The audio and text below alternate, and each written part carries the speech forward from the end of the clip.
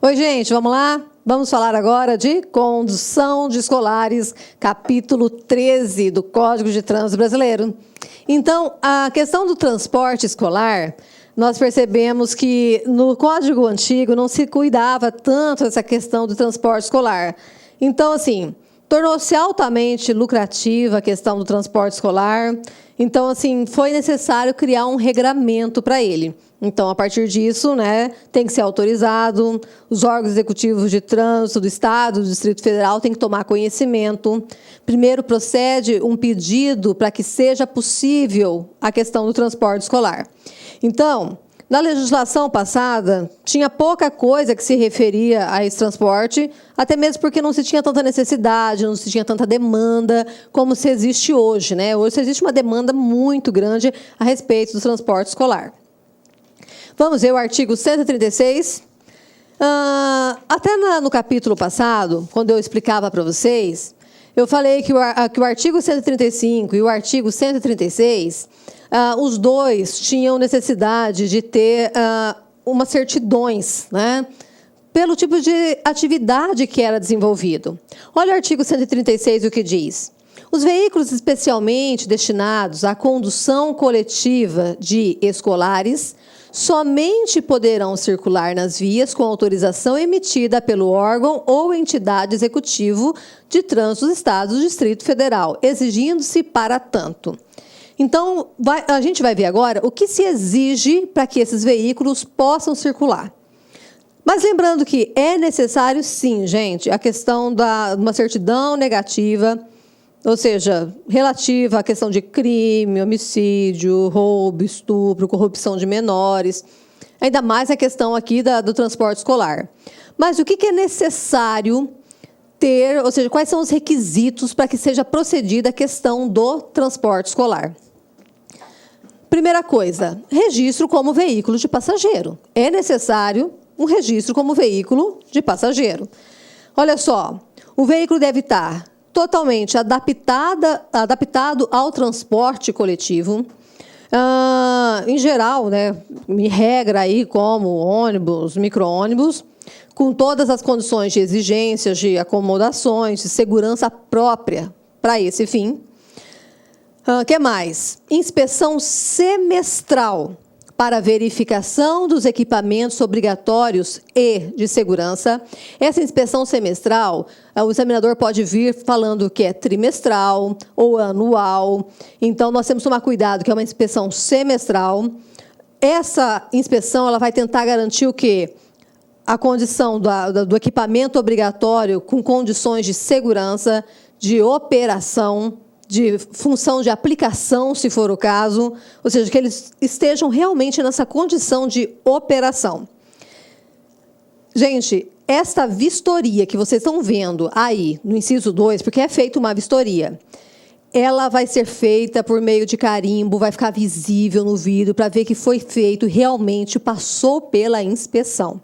Por quê? Porque o que vai garantir a segurança do veículo é justamente essa questão da inspeção, é passar por ela.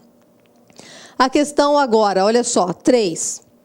Pintura de faixa horizontal na cor amarela, com 40 centímetros de largura, a meia altura, em toda a extensão das partes laterais e traseiras da carroceria, com dístilo escolar, em preto, sendo que, em caso de veículo de carroceria pintado na cor amarela, as cores aqui indicadas devem ser invertidas. Eu quero que vocês tomem cuidado aqui, ó. Em toda a extensão das partes laterais e traseira, você percebe que eles não obrigam a colocar faixa na parte da frente. Percebam aí, ó. A meia altura em toda a extensão das partes laterais e traseiras da carroceria. Aí, em dístico, ou seja, escrito escolar. Então, foi colocada a faixa, foi colocada a pintura. Eu não sei se eu trouxe para vocês a... Não, aqui eu não tenho a coloração. Bom, então, se caso acontecer... Ó, vamos pegar aqui. Tadadã, meia altura em toda a extensão com disco escolar. Em preto, sendo que... Duro que eu não tenho aqui, é complicado a questão da cor, né, gente, para eu colocar para vocês aqui. Não tenho a questão da cor. Mas, assim, raciocina aí comigo, daí eu vou... Porque tem gente que confunde nessa partezinha. Só pensa aí comigo e raciocina. Ó, pintura da faixa na cor amarela. Então, eu tenho qualquer veículo, eu vou colocar uma faixa na cor amarela. Vamos esquecer, por enquanto, a largura, essas coisas. Isso aqui não importa para a gente agora, não. Ó. Agora, imagina que o veículo é na cor amarela. Aí a faixa não vai ser na cor amarela, que é a parte final. Ó. Aí que diz... Opa! Aí que diz aqui a parte final. Ó. Em caso do veículo de carroceria pintado na cor amarela, as cores aqui indicadas devem ser invertidas. Ou seja, daí a faixa passa a ser na cor preta. Por quê? Porque imagina uma carroceria de cor amarela, se eu coloco uma faixa de cor amarela. Vai tirar a cor predominante, ou seja, você não vai ter condição de ter uma visão boa. Então, nesse momento, não será colocado na cor amarela. Então, existe o quê? Uma inversão aí.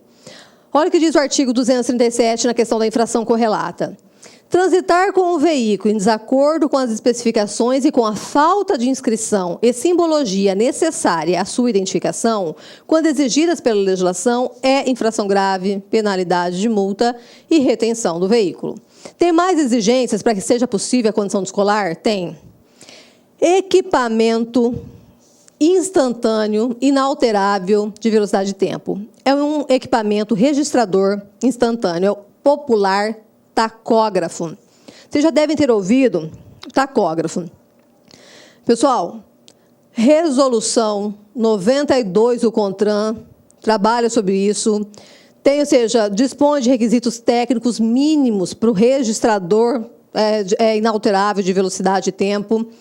A resolução 92 vai falar de velocidade, ela vai constar e vai dizer como que funciona a questão desse registrador. Vai falar da velocidade do veículo, a distância percorrida, o tempo de operação e as interrupções desse veículo, a data do início da operação desse veículo, a identificação desse veículo. Então, o registrador instantâneo, inalterável de velocidade e tempo, popular tacógrafo, ele é obrigatório nos veículos de transporte escolar, como também é obrigatório nos veículos com mais de 4.536 quilos, quando se trata de carga. Então, tem algumas situações que ele será obrigatório, e neste caso, ele é obrigatório. O que mais? Lanternas de luz branca, fosca ou amarela dispostas nas extremidades da parte superior dianteira e lanternas de luz vermelha dispostas na parte superior da parte traseira. Cinto de segurança em número igual à lotação, isso aqui é meio óbvio, né? E outros requisitos e equipamentos obrigatórios estabelecidos pelo CONTRAN. Então, abre para a gente aí o quê? A possibilidade de resolução. Mostra a questão de resolução. Bom, 137.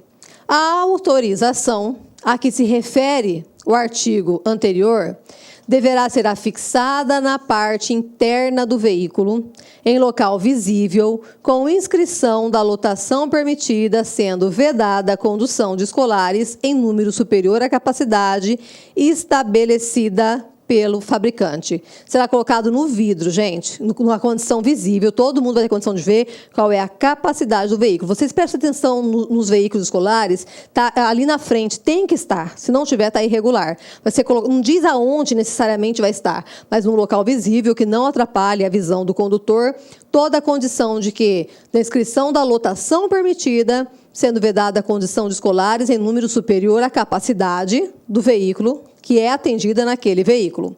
Agora, o artigo 138, ele vem e coloca para nós, sabe o quê? A questão em relação ao veículo, em relação ao condutor. Quais são as exigências em relação ao condutor desse veículo? E nós temos que tomar cuidado, porque aqui o examinador ele pode te induzir e você errar. Olha só, diz o artigo 138 para a gente. O condutor de veículo destinado à condução de escolares deve satisfazer os seguintes requisitos.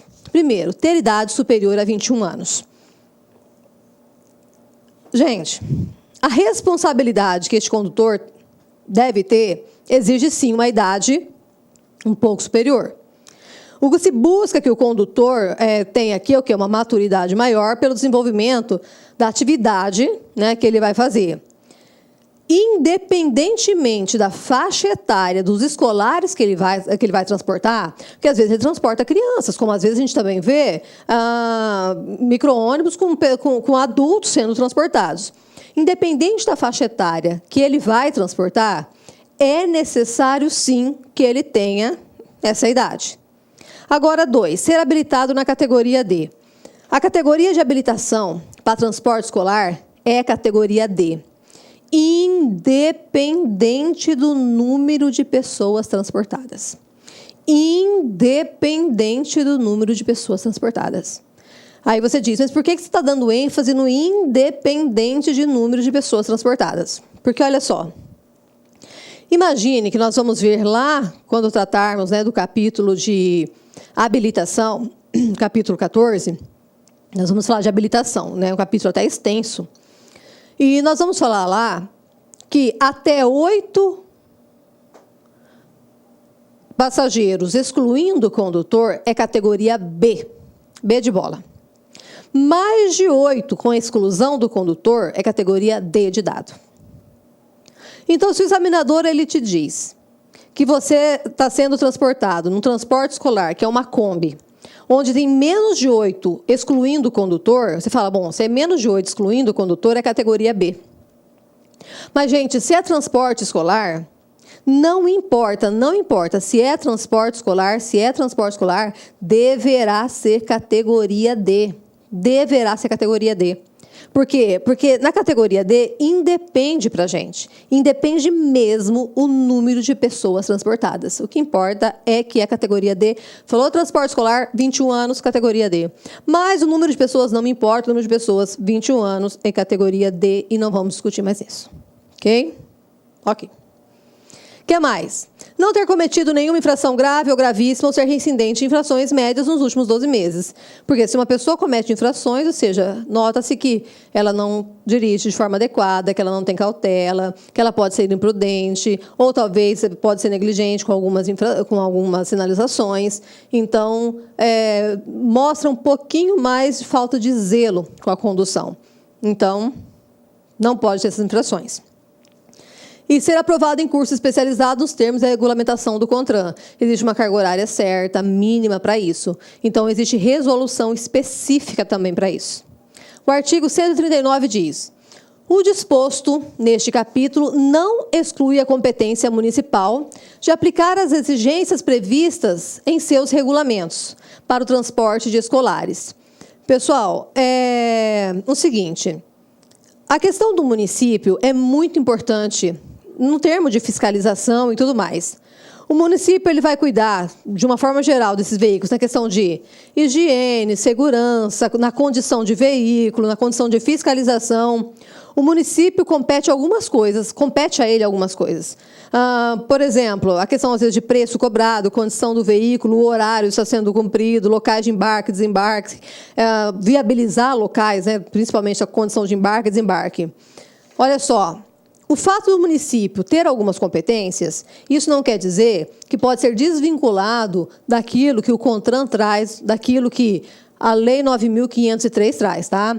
Lembrando que tudo que está sendo falado aqui está relacionado unicamente àquele que explora atividade econômica para esse transporte. Imagine aquele pai que tem um veículo lá e ele passa na casa de cada guri lá da rua e leva para a escola, leva uns 3, 4 colegas do guri para a escola e, na volta, traz os 3, 4. Isso não caracteriza um transporte escolar. Mas ele leva e busca todo dia. Se não tem atividade econômica, cunho econômico, se ele não se sustenta, se ele não recebe por isso, entendeu? Não tem caráter econômico. Então, logo, não tem como ser transporte escolar.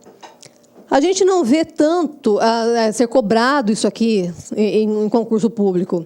Então, assim, tanto é que eu não trouxe nem questões assim mais afloradas para vocês, porque não é assim tão comum. Então, é um capítulo bem curto, mais tranquilinho. Eu encerro ele com vocês aqui.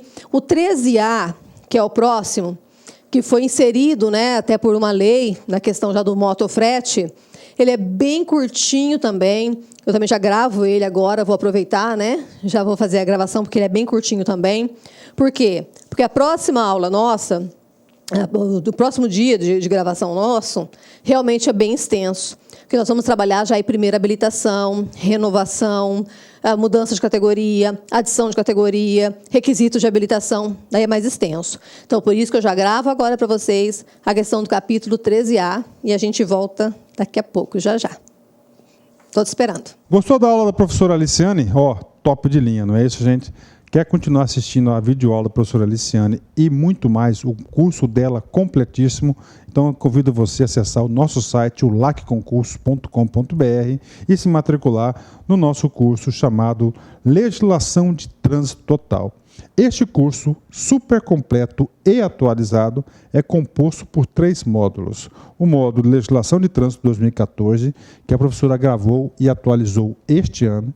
Todos os anos, isso aqui já é regular, a professora atualiza esse módulo dela aqui conosco.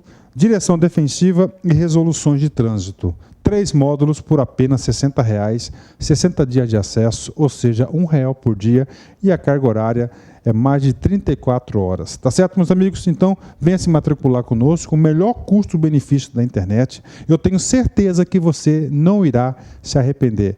Forte abraço, fique com Deus. Tchau, tchau.